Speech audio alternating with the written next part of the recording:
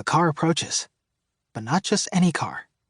When he spots me, standing next to my little Nissan pickup, he turns on his flashing red and blue lights. There isn't much traffic out here, especially late at night. No houses nearby either.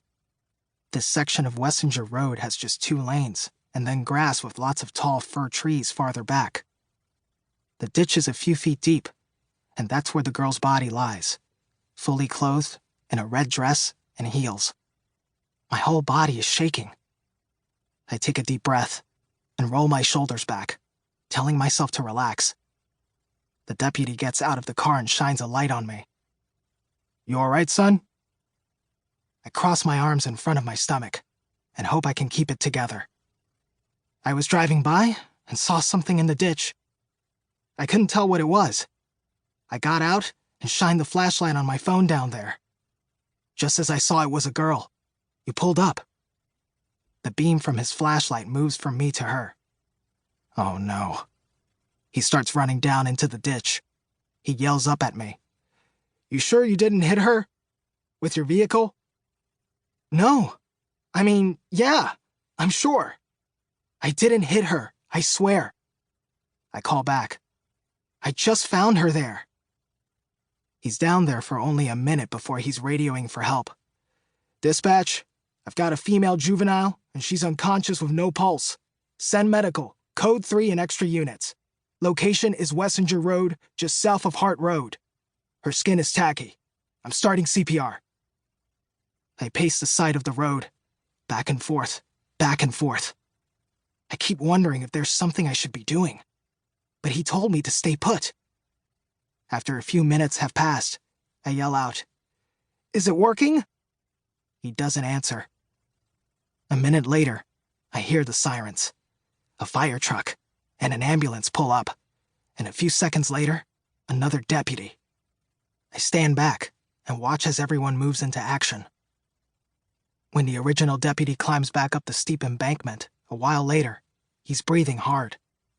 "Dispatch, page out detectives," he says into his shoulder mic. "Is she dead?" I ask. I read his name tag, Deputy Mitchell. He wipes his brow as he replies, "Yes." He circles my truck, his flashlight zooming in on every little dent and scratch.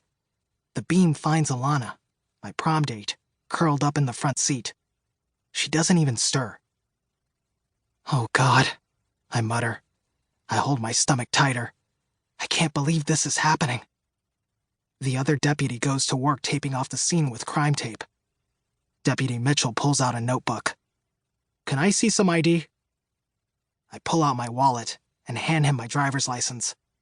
After he writes my information down, he says, "Step over here with me, please. Away from your vehicle." I follow him over to his car. "Who's the girl in your truck?" "My prom date? Alana Dexter?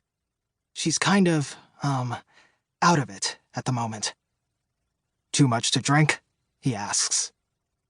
I don't want to tell him, but he'll check for sure no matter what I say. "Yes." "Just broke up a party not too far from here. You two go to a party tonight after prom?" "Yes," I say. "How'd you know?" "Neighbor called it in," he says. "Said it was getting noisy. So what about you? Have you been drinking as well?" "No." "Can you tell me what happened tonight?" "We left the party, and Alana didn't want to go home right away. Didn't feel well, you know? So I drove around. She passed out, and then, like I said earlier, I saw something in the ditch.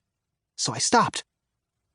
"Looks like the deceased came from prom as well," he says. "Didn't find any ID on her. Any chance you might have been able to see her face well enough to identify her?" "Yeah. She goes to my school. Her name's Maribelle Starr." I want to say, "She's the girl I stood beside on stage just a few hours ago when we were crowned king and queen. I can't believe she's dead." "You sure about that?" "Positive." "Did she have a date for the prom?" "Yes. Parker Young is her boyfriend." He finishes up his notes, then reaches around and opens the back door of his car.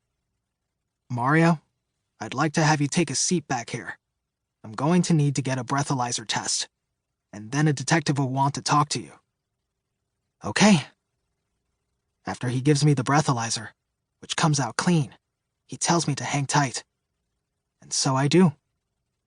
I call my mom to tell her about finding Maribelle and what's happened since, and that I hope to be home soon. She's worried, of course, but there's nothing I can do. After we're done talking, I sit back and wait while watching the commotion outside. More cops arrive, including a state trooper, and the road is completely blocked off on both sides. At one point, I see Deputy Mitchell talking to Alana, who's finally woken up. A while later, a different deputy pops his head in. Just have a few more questions to ask you. He'll be over in a few. Do I get to go home soon? Hopefully it won't be much longer. One of the patrol cars pulls out and drives away. Where's he going? I ask. To the victim's home, he says softly. He looks up at the sky, like he's trying to keep tears back. Every year, parents worry about their kids on prom night, hoping and praying they keep their wits about them, hoping they don't do something crazy and end up in a ditch somewhere. He shakes his head and looks in the vicinity of Maribelle. What a tragedy.